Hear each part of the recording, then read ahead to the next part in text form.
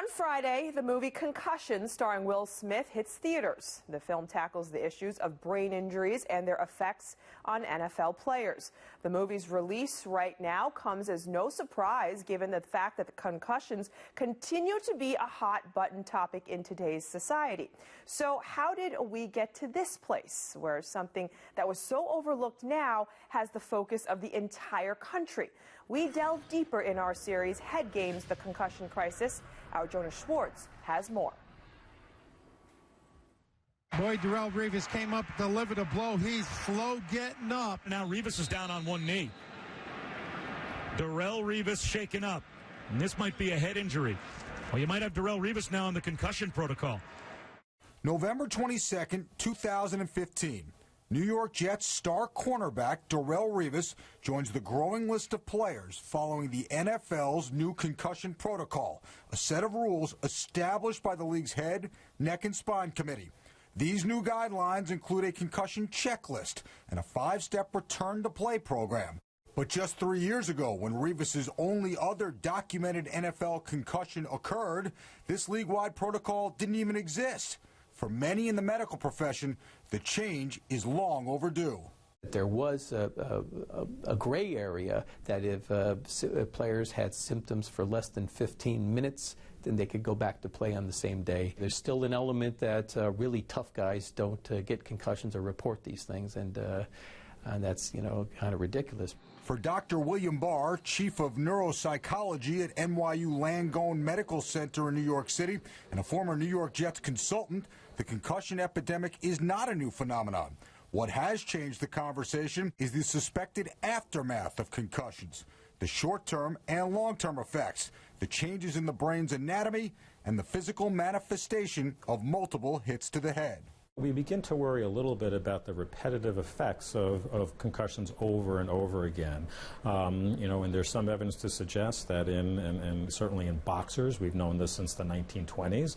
You've heard of something called dementia pugilistica or punch-drunk syndrome. These were boxers that constantly got hit in the head and later on in life developed problems. There is some concern, and you hear about it in the news all the time, about long-term effects with concussion. That's why we want to be so aware of picking up concussion early on, treating athletes properly, not returning them to play too early to potentially protect against this long-term problem called chronic traumatic encephalopathy, CTE. Dr. Bennett Amalu, who's being played by Will Smith in the movie Concussion, coined the terminology CTE in 2005, following his autopsy of former Pittsburgh Steeler Iron Mike Webster. This progressive degenerative brain disease is currently only diagnosed after death and is indicated by a buildup in the brain of the protein tau that is associated with memory loss, impaired judgment, impulse control problems, aggression, depression, and progressive dementia. This past fall, PBS's Frontline reported researchers with the Department of Veterans Affairs and Boston University announced that 87 of the 91 brains, or 96%, of former NFL players they tested positive for CTE. Jovan Belcher, Andre Waters, and Junior Seau, who all committed suicide before the age of 45, tested positive for CTE.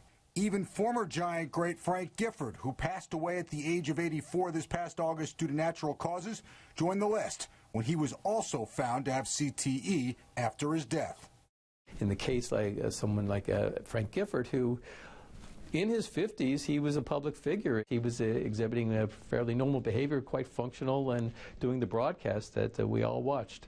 But to have the symptoms in his 80s, that would not be unexpected, as dementia is a prevalent condition. And this is one of the challenges with CTE, is demonstrating that what is happening in these football players is happening over and above the type of dementia cases that you would see in any other individual. While the link between tau, CTE, and concussions is still not clear, the NFL's Mild Traumatic Brain Injury Committee, led by former Jets Dr. Elliot Pellman, denied the impact of concussions on his players for years. Now disbanded and reintroduced as the Head, Neck, and Spine Committee in 2010, the NFL has finally acknowledged that concussions can change lives. In the past, what we considered a player just getting dinged, for example, and the thought was, hey, this is just a normal part of the sport. So we've learned now, we've really come a long way to say that that is not normal. That is not normal brain function. So we've come to recognize concussion much better. And also we've come to realize that there can be significant short-term and long-term effects when these aren't treated seriously and taken seriously. In order to find answers, and after facing a multi-million-dollar lawsuit filed by thousands of former players, the NFL has finally taken a proactive stance in dealing with the concussion issue. Aside from the new protocol, the league has added spotters to identify players who may be concussed, independent neurologists to the sidelines, and even culture changes within the huddle. I just heard a professional athlete say that they had a concussion. He thought he felt fine, but everybody else around them said, no, you weren't. He just didn't recognize it. SNY reached out to the NFL for comment and received a statement from Jeff Miller, the NFL Senior Vice President of Health and Safety Policy. He said, the league has no higher priority than the health and safety of its players. We continue to make changes to our game and invest in independent research that will improve the health and safety of players at all levels and across all sports. These include nearly 40 rule changes in the last decade, strict concussion protocols, and better training in sideline medical care. The game is changing, and improving player health and safety will continue to be a priority. According to the NFL's 2015 Health and Safety Report, concussions are down 34% since 2012. And as recently as Wednesday, Ian Rappaport of the NFL Network reported that the league will now impose discipline for violations of medical protocol. But the question remains, where is this all heading? He throws it to the left sideline, and it's picked off by Revis. Darrelle Revis is now back on the field playing for the Jets after he missed 2 games with his concussion.